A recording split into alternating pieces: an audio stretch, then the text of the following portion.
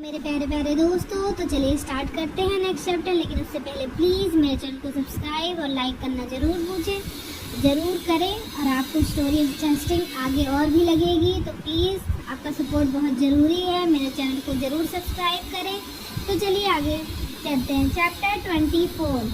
हर्षित अपनी आंसू भरी नज़रों से उस पेपर को देख रहा था। उस पेपर पर साइन करने के बाद उसके हाथ से पेन छूटकर फ्लोर पर गिर जाता है। विद्युत विक्रांत को इशारा करता है तो उसका इशारा समझते हुए विक्रांत उस फाइल को उठाकर स्टडी रूम से बाहर चला जाता है। वहीं हर्षित अपने आंसुओं को साफ करते हुए अपने कदम पीछे लेता है कि अचानक से उसके कदम डगमगा जाते हैं। उसकी सांस भारी हो जाती है। हर्षित को गहरी सांस लेता हुआ देखकर ईशान अपने कदम उसकी तरफ बढ़ाते हुए बोलता है, तुम ठीक हो?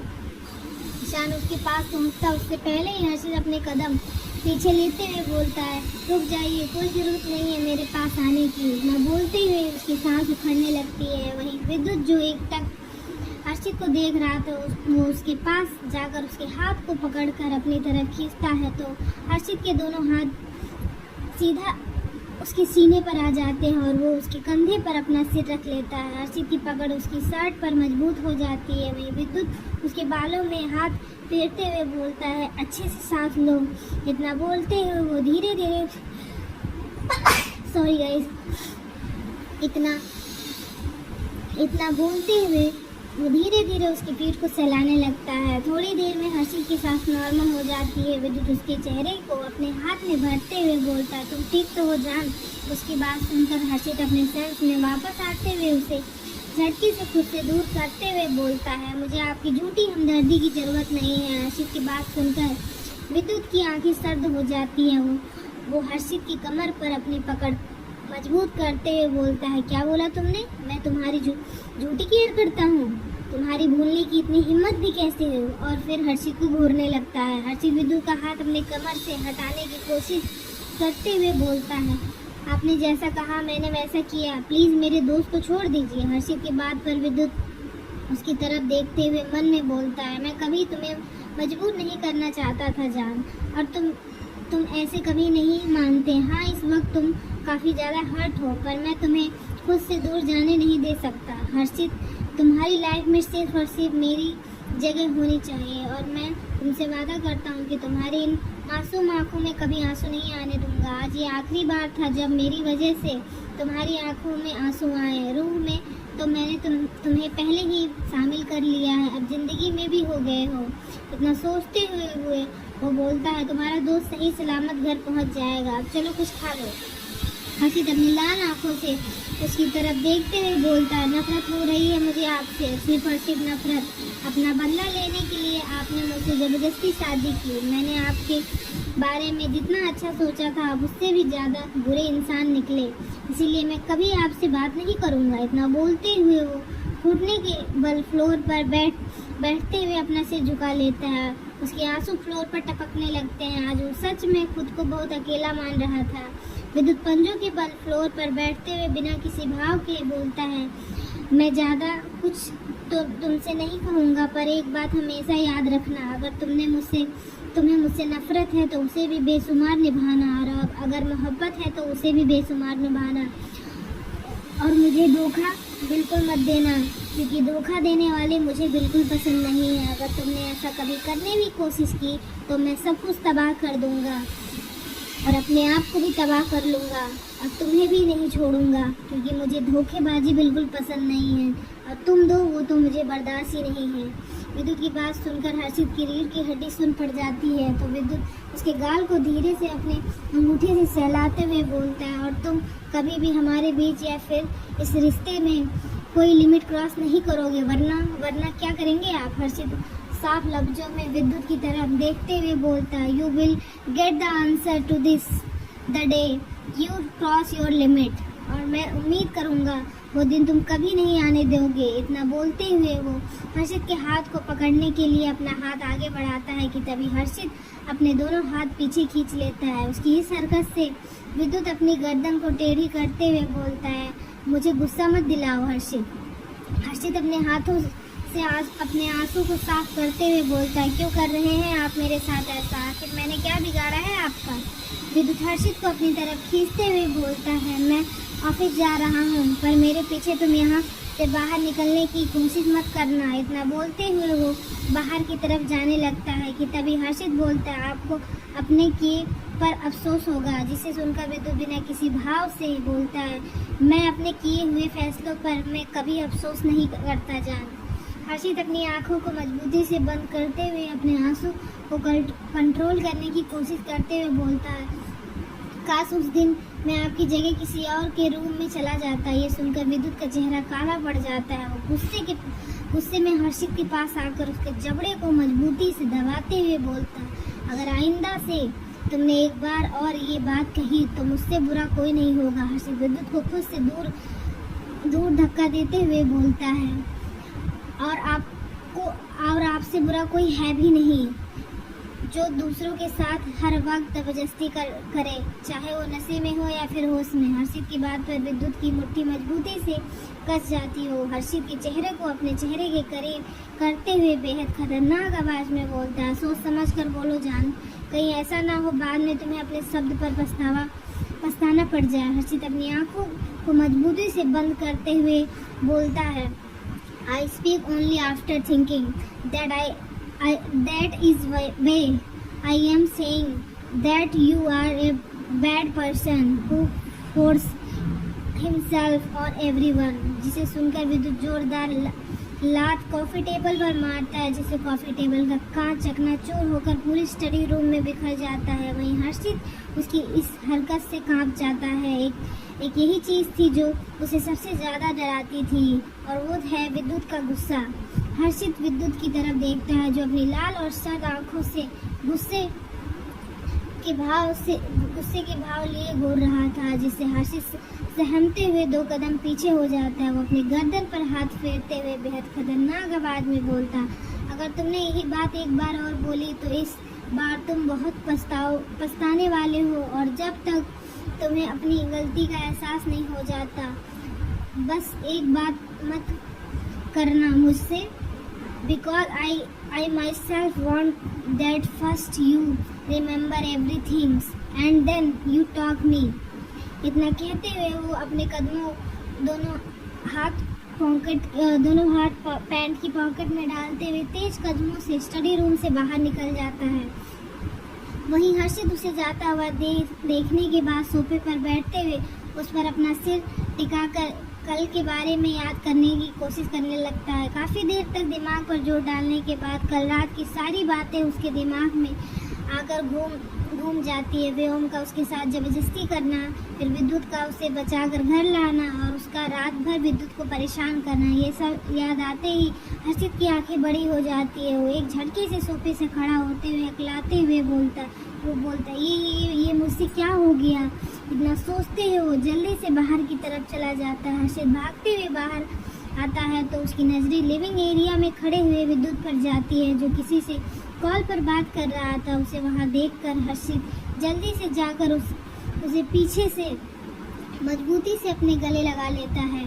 उसके छोटे हाथ विद्युत की कमर पर चारों तरफ लिपटे हुए थे। वहीं उसकी इस हरकत से विद्युत अपनी आंखें बंद कर लेता है, फिर सर्द आवाज में बोलता है, दूर रहो मुझसे। ये सुनकर हर्षित की पकड़ उस पर और मजबूत हो जाती है।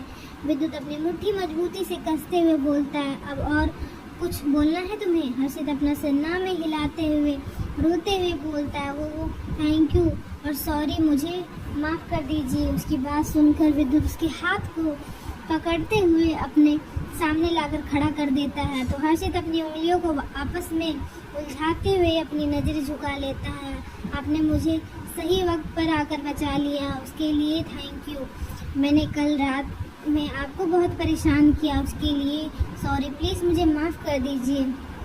विद्युत अपने दोनों हाथ पैंट की पॉकेट में डालते हुए बिना किसी भाव से बोलता है, ओह तो तुम्हें याद आ गया। ये सुनकर हर्षित धीरे से अपना सर हाँ में हिलाता है तो विद्युत उसकी कमर को मजबूती से पकड़ते हुए बोलता है, और तुम्हें लगता है तुम्हें सब कुछ याद आ जाने के बाद मैं तुम्हें इतनी आसानी से माफ़ कर दूंगा। No one has never spoken to me in a loud voice before today and you have blamed me without any reason। इतना कहते हुए विद्युत हर्षित को खुद से दूर कर देता है। आज पहली बार हर्षित को विद्युत का उसे खुद से दूर करना चुभ रहा था। हर्षित उसकी तरफ देखते हुए धीरे से बोलता है, मैं आपसे माफ़ी मांगना चाहता हूँ, पर उस वक्त सच में मुझे कुछ याद नहीं था। विद्युत तेज आवाज़ में बोलता है, मुझे इससे कोई मतलब नहीं है तुम्हें याद था या नहीं, पर मैंने पहले ही तुम्हें वार्न किया था। सोच समझ कर बोलो जान, कहीं तुम्हें अपने शब्द पर पछतावा न पड़े हो। हर्षित अब उसके दोनों हाथ को मजबूती से पकड़ते हुए बोलता, आगे से ऐसी गलती कभी नहीं होगी, प्लीज़ लास्ट बार माफ़ कर दीजिए। इतना बोलते हुए उसकी आंखें नम हो जाती है। विद्युत एक नज़र उसे देखते हुए दूसरे साइड से आगे निकल जाता है। तभी अचानक एक जोर की आवाज़ के साथ उसके कदम अपनी जगह पर रुक जाते हो और वो धीरे से पीछे मुड़कर देखता है तो उसके हाथ पाँव ठंडा पड़ जाते हैं। सामने हर्षित के ऊपर लिविंग एरिया में लगे हुए झूमर के वायर गिर जाते हैं, जिससे वो झटके के साथ फ्लोर पर गिर जाता है और झूमर का आधा हिस्सा उसकी पीठ पर आकर गिरता है और उसकी पीठ से खून निकलते हुए पूरे फ्लोर पर फैल जाता है। वो जल्दी से जाकर हर्षित के हाथ को पकड़कर अपनी तरफ खींचता है तो हर्षित एक झटके से उसकी बाहों में झूल जाता है। उसकी वाइट शर्ट पूरी खून से सन चुकी थी और उसकी आंखों के किनारे से आंसू निकलते हुए उसकी गाल पर लुढ़क जाते हैं। वो धीरे से विद्युत के चेहरे को छूने की कोशिश करते हुए बोलता है, सॉरी।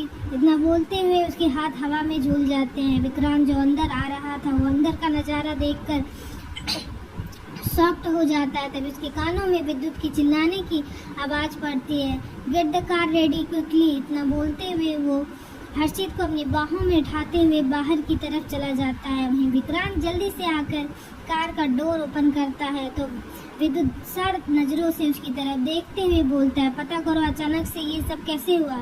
जिसे सुनकर विक्रांत जल्दी से अपना सिर हिला देता है तो विद्युत हर्षित को मजबूती से पकड़ते हुए कार के अंदर बैठ जाता है। इस वक्त उसके चेहरे पर कोई भाव नहीं थे, बस वो एकटक हर्षित के चेहरे को देखे जा रहा था जिसकी दोनों आंखें इस वक्त बंद थी। उसके दिमाग में हर्षित की कही हुई बात घूम जाती है, जिस दिन आपका सबसे करीबी आपके सामने दर्द से तड़प रहा होगा उस दिन आपको दर्द का एहसास होगा। इतना सोचते हुए वो हर्षित के चेहरे को अपने हाथ में भरते हुए बोलता है, सही कहा तुमने, बहुत दर्द हो रहा है, इतना कि इससे पहले कभी नहीं हुआ था। इतना बोलते हुए वो हर्षित को अपनी बाहों में समा लेता है और ड्राइवर की तरफ देखते हुए बोलता है, जल्दी चलो।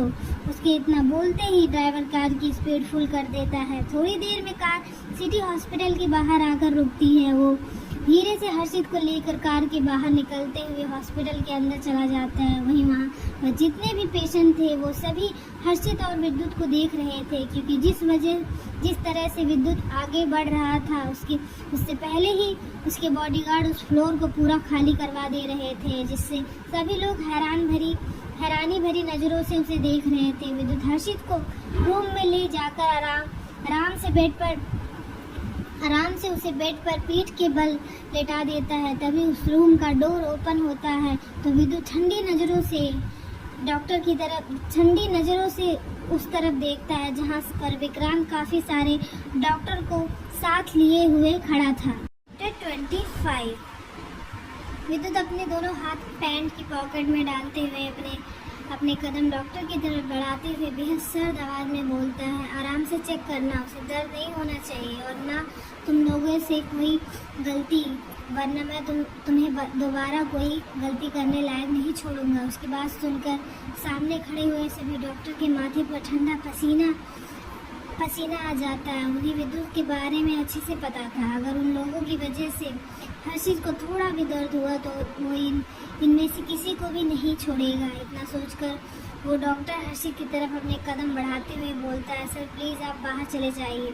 उसकी बात सुनकर विद्युत अपनी ठंडी नज़रों से उसे देखते हुए बोलता है, तुम कौन होते हो मुझे यहाँ से जाने के लिए बोलने वाले? चेक करो मेरे सामने। हर्षित जो हल्की होश में था पर दर्द की वजह से उसकी आंखें नहीं खुल रही थी। विद्युत के मुंह से चेक करने की बात सुनकर हर्षित मुश्किल से अपनी आंखें खोलते हुए चारों तरफ देखता है तो उसे समझते देर नहीं लगती कि वो इस वक्त हॉस्पिटल में है। अचानक से उसका शरीर कांपने लगता है। तभी एक डॉक्टर अपने हाथ उसकी शर्ट उतारने के लिए बढ़ाता है। रुक जाओ। विद्युत की बात सुनकर डॉक्टर अपनी जगह पर रुक जाता है। विद्युत हर्षित के पास जाकर धीरे से उसकी शर्ट उतार देता है तो उसकी पीठ पर काफ़ी ज़्यादा गहरे जख्म हो गए थे, जिन्हें देखकर विद्युत को अपने सीने में एक दर्द सा एहसास होता है। वहीं हर्षित बेड से उठने की कोशिश करता है पर उसके शरीर में बिल्कुल भी जान नहीं बची थी। हर्षित विद्युत की दोनों हाथ को पकड़ते हुए रोते हुए बोलता है, प्लीज़ मुझे यहाँ से ले चलिए, मैं दोबारा से वो गलती नहीं करूँगा, मैं कभी आपको कुछ नहीं कहूँगा, पर प्लीज़ मुझे यहाँ से ले चलो, मेरा दम घुट रहा है यहाँ। विद्युत हर्षित के बालों में हाथ फेरते हुए नर्म आवाज़ में बोलता है, रिलैक्स जान, तुम्हें चेक करवाने के बाद हम यहाँ से चले जाएंगे और कोई तुम्हें यहाँ पर कुछ नहीं करेगा और मैं यहीं पर हूँ, इसीलिए शांत रहो, बस थोड़ा सा दर्द होगा, रोना मत इतना। कहते हुए वो धीरे धीरे हर्षित के बालों को सहलाने लगता है। वहीं हर्षित अपना सिर ना में हिलाते हुए बोलता है, नहीं नहीं, मुझे यहाँ नहीं रहना, प्लीज़ मुझे यहाँ से लेकर चलो। इतना कहते हुए वो एक बार फिर से बेड से उठने की कोशिश करता है तो अचानक उसके जख्मों पर दबाव पड़ने की वजह से उसकी एक चीख निकल जाती है, जिसे सुनकर डॉक्टर डरते हुए पीछे हो जाता है। वहीं हर्षित विद्युत की शर्ट को मजबूती से अपनी मुट्ठी में भरते हुए अपना सिर झुका लेता है। उसकी आंखों से आंसू टपकने लगता है। विद्युत हर्षित को धीरे से अपनी बाहों में भरते हुए बोलता है, जान शांत हो जाओ। उसकी बात सुनकर हर्षित सिसकते हुए अपना सिर ना में हिला देता है। विद्युत के काफ़ी समझाने के बाद भी हर्षित उसकी बात समझने के लिए तैयार नहीं था। उसकी इस हरकत से विद्युत को उसके ऊपर काफ़ी गुस्सा आ रहा था, पर वो खुद को कंट्रोल करते हुए उसके बालों को लगातार सहलाया जा रहा था। दो डॉक्टर उसकी पीठ को क्लीन करने के लिए उसकी तरफ बढ़ते हैं। तभी हर्षित की आंखों के सामने एक पल आकर गुजर जाता है, जहाँ एक 15 साल का लड़का हॉस्पिटल के बेड पर लेटा हुआ था और उसके चेहरे और पीठ से खून निकल रहा था। तभी वो अपने सामने खड़े हुए शख्स की तरफ देखते हुए बोलता है, प्लीज़ मुझे छोड़ दो, दर्द हो रहा है। जिसे सुनकर सामने खड़ा हुआ शख्स एक तिरछी मुस्कान के साथ बोलता है, तुम्हें दर्द भी मैं दूंगा और मरहम भी मैं लगाऊंगा बेबी। इतना कहते हुए वो उसकी पीठ पर दवा लगाने लगता है। वहीं उस लड़के की आंखों से आंसू गिरने लगते हैं। तभी वार्ड का डोर ओपन होता है और एक डॉक्टर अंदर आता है। वो डॉक्टर उस शख्स की तरफ देखते हुए डरते हुए बोलता है, सर पेशेंट की हालत ठीक है। वह इससे आगे कुछ बोल पाता उससे पहले ही वो शख्स उसकी बात बीच में काटते हुए बोलता है, मेरे सामने ज़्यादा बोलने की ज़रूरत नहीं है और हाँ, अच्छे से दर्द भी देना और ध्यान भी रखना। इतना बोलते हुए वो लड़का वो उस लड़के की तरफ देखते हुए वार्ड से बाहर निकल जाता है। हर्षित अपनी हर्षित अपनी सेंस में वापस आते हुए उस डॉक्टर की तरफ देखता है जो उसे पकड़ने वाला था। ये देखकर हर्षित अपना सिर ना में हिलाते हुए विद्युत के सीने से चिपक जाता है। विद्युत जो एकटक उसे देख रहा था वो उसे अपने सीने से लगाते हुए बोलता है, प्लीज़ जान। विद्युत के इतना समझाने के बाद भी हर्षित लगातार अपना सिर ना में हिलाए जा रहा था। तभी विद्युत गुस्से में उसकी दोनों बाजू पकड़ते हुए सर्द आवाज़ में बोलता है, ना हर्षित, मेरी बात सुनो, तुम्हें समझ नहीं आ रहा मैं क्या बोल रहा हूँ? दवा ही तो लगा रहे हैं, वो बच्चों जैसे बिहेव मत करो, चुपचाप दवा लगवाओ। इतना बोलते हुए हर्षित को घूरने लगता है और हर्षित चुपचाप अपनी नज़रें नीचे कर लेता है। विक्रांत और ईशान जो बाहर खड़े हुए शीशे से सबको देख रहे थे, विक्रांत ईशान की तरफ देखते हुए बोलता है, सर ये बॉस इतना गुस्सा क्यों कर रहे हैं? उसके बाद परेशान बोलता है, Vidyut can not control his anger in front of Harshit but his time I will take to him. वो कभी उसके सामने केयरिंग बन जाता है तो कभी रूड हो जाता है, जिससे वो काफ़ी हद तक उससे डर जाता है। इधर हर्षित जो अपनी आंसू भरी नज़रों से विद्युत को देखकर उसके दिमाग में बस यही बात चल रही थी, विद्युत जब उससे प्यार से बात करता है तो उसे एक सुकून का एहसास होता है, अगले ही पल उसका प्यार गुस्से में बदल जाता है। उसने कभी नहीं सोचा था कि कभी उसे विद्युत जैसा प्यार करने वाला शख्स भी मिलेगा। हर्षित जिसने दुनिया के सामने कभी ये जाहिर नहीं होने दिया कि उसे किसी से फ़र्क पड़ेगा, पर असल में तो उसके साथ कोई था ही नहीं। विद्युत से मिलने के बाद उसे एक सुकून का एहसास हुआ। उसकी केयर करने देखकर वो ये भूल ही गया कि उसे सिर्फ सब नफरत ही करते हैं, प्यार नहीं। इतना सोचते हुए विद्युत की तरफ देखते हुए बिना इमोशन के साथ बोलता है, सॉरी पर मैं आगे से अब आपको परेशान नहीं करूँगा और इस बात का ध्यान रखूँगा मेरी वजह से आपको कोई परेशानी ना हो। हर्षित की बात सुनकर विद्युत के दिल में एक चीज़ सी उठती है। फिर वो उसकी तरफ देखते हुए सर्द आवाज़ में बोलता है, कम डाउन बेबी। मैं गुस्से में बोल गया, बेड पे लेट जाओ।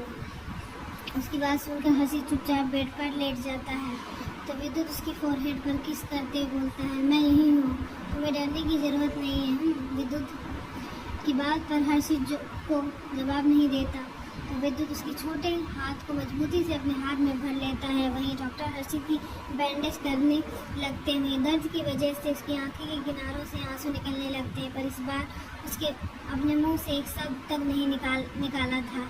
बस उसकी पकड़ विद्युत के हाथ पर मजबूत थी। विद्युत धीरे धीरे उसके बाल में हाथ फेर रहा था। थोड़ी देर में विद्युत बाहर जाता है, तभी उसकी नज़रें कॉरिडोर में खड़े हुए ईशान पर जाती है, जो बिना किसी भाव से उसे घूर रहा था। उसे ऐसे देखकर विद्युत उसके पास जाकर बोलता है, व्हाट हैपेंड, तुम मुझे ऐसे क्यों देख रहे हो? उसकी बात पर ईशान अपनी सख्त आवाज़ में बोलता है, will take you one things you do not deserve Harshit. ये सुनकर विद्युत का चेहरा काला पड़ जाता है। वो उसकी तरफ देखते हुए बेहद खतरनाक आवाज़ में बोलता है, तुम्हें पता भी है तुम क्या बोल रहे हो? उसके बाद परेशान अपना सिर हिलाते हुए बोलता है, मैं जो कुछ बोल रहा हूँ सही बोल रहा हूँ। तुमने शायद अंदर नोटिस नहीं किया, वो इस जगह को देखकर कितना डरा हुआ था। तुम्हें उस वक्त उसे प्यार से समझाना चाहिए, तो तुम उल्टा उस पर गुस्सा कर रहे हो। तुमने देखा ना, तुम्हारे साथ रहते ही उसके चेहरे पर सुकून आता है, शायद इसीलिए क्योंकि कभी किसी ने उसकी केयर नहीं की, उसे प्यार नहीं किया। उसके अंदर अभी भी बचपना है, इसीलिए तुम क्यों अपने गुस्से के आगे उसकी मासूमियत को मार रही हो? अगर तुम्हें ऐसे ही करना है तो तुम उसे जाने दो। ईशान की बात सुनकर विद्युत गुस्से से अपने दांत पीसते हुए बोलता था, क्या कहा तुमने? मैं उसे जाने दूँ? और तुम्हें ऐसा क्यों लगता है मैं उसे जाने दूंगा? तो ऐसा बिल्कुल नहीं होने वाला। उस वक्त इतनी दर्द में होने के बावजूद भी वो बैंडेज नहीं करवा रहा था। उसे देखकर मेरी सांसें रुक गई थी। मैंने उससे वो सब बोल दिया, इसका मतलब ये नहीं मैं उसे प्यार नहीं करता। फिर मुझे खुद से दूर जाने दूंगा, फिर उसे मैं खुद से दूर जाने दूंगा। तो ये तुम्हारी सबसे बड़ी गलतफहमी। And I will apologise to Harshit in some time.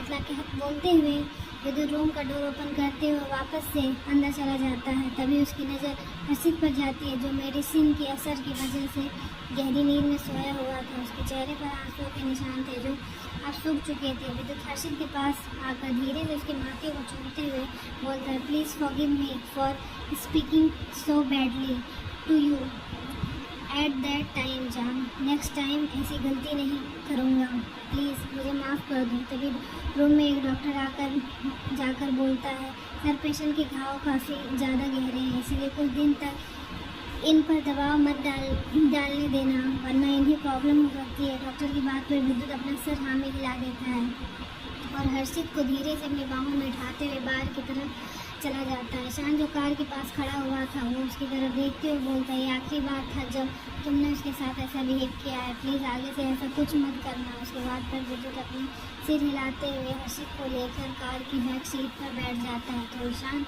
भी कार में बैठते हुए बोलता है, ऑफिस जाना है या घर? विद्युत अपने फ़ोन को स्क्रॉल करते हुए बोलता है, ऑफिस चलो जल्दी। उसकी बात पर ईशान विद्युत के गोद में सो रहे हर्षित की तरफ इशारा करते हुए बोलता है, तुम हर्षित को भी ऑफिस लेकर जाओगे? जिसे विद्युत अपना सिर हिलाते हुए बोलता है, हाँ, क्योंकि मैं हर्षित को अकेला बेला में नहीं छोड़ सकता। उसके बाद सुनकर ईशान आगे कुछ न बोलते हुए सामने देखने लगता है। कर्क इंडस्ट्री। विद्युत की मर्सिडीज कर्क इंडस्ट्री के बाहर रुकती है। वो हर्षित को गोद में लेकर कार से नीचे उतरता है और अंदर की तरफ अपने कदम बढ़ा देता है। उसके ऑफिस में कदम रखते ही सब तरफ सन्नाटा पसर जाता है। वो बिना किसी भाव के आगे बढ़ रहा था। वहीं सभी एम्प्लॉय की नज़रें हैरानी से बड़ी हो जाती है। वो सभी अपनी शॉक नज़रों से विद्युत की तरफ देख रहे थे, जो हर्षित को लेकर अंदर आ रहा था। हर्षित का चेहरा इस वक्त विद्युत के सीने में घुसा हुआ था, जिस वजह से कोई भी उसे ठीक से देख नहीं पा रहा था।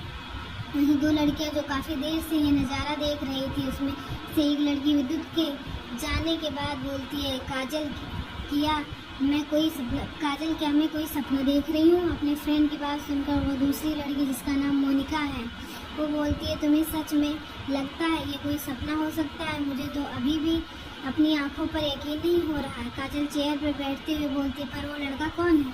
उसकी बात सुनकर मोनिका अपना सरनामा में हिलाते हुए बोलती, जो भी था पर काफ़ी ज़्यादा खास है बॉस के लिए। उसके बाद फिर काजल भी अपना सर आम में हिला देती है। इधर विद्युत हर्षित को लेकर रूम में आता है और उसे धीरे से बेड पर सुला देता है और सीधा कॉन्फ्रेंस रूम की तरफ चला जाता है। विद्युत कॉन्फ्रेंस रूम में आकर सीधा चेयर पर बैठ जाता है और उसके आते ही वहाँ की लाइट्स ऑटोमेटिकली ऑफ हो जाती है। विद्युत बिना किसी भाव के से एकटक प्रोजेक्टर की तरफ देखने लगता है। विद्युत प्रोजेक्टर की तरफ देखते हुए अपनी ठंडी आवाज़ में बोलता है, do you guys think that with your useless presentation you will get the project of signature इन कर्क इंडस्ट्री?